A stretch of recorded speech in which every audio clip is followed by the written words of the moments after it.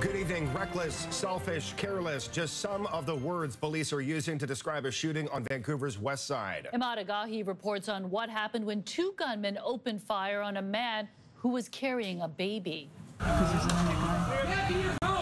Get in your house, police shout towards anxious bystanders, while at least 6 other officers, guns drawn, surround an alleged shooter. It's very unsettling to know that there's anything involving violence or firearms in this neighborhood. It is a quiet place. Moments before the dramatic chase and takedown, shots rang out on Vancouver's Dunbar Street Tuesday night. The bullets recklessly fired towards a man carrying a baby, with a woman and a 3-year-old child not far behind. It's concerning. It's not right. The 42-year-old man was hit, but the baby in his arms and everyone else miraculously were unharmed. Police describing the targeted hit as perhaps a new low, even for criminals. Attempted murder, essentially, in broad daylight, in a heavily populated street, in front of a populated restaurant, to a man who was carrying a child.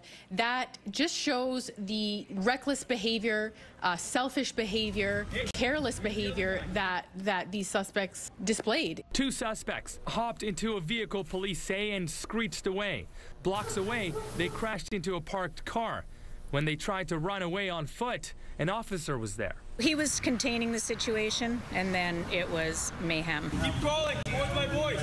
The mayhem was the sound of sirens as more police arrived, says this witness. I'd say at least 5 officers had their guns drawn on this guy, and they wanted him to be down on his stomach and make his way slowly towards them, and he was saying, "Don't shoot, don't shoot." Vancouver police now have 2 suspects in custody.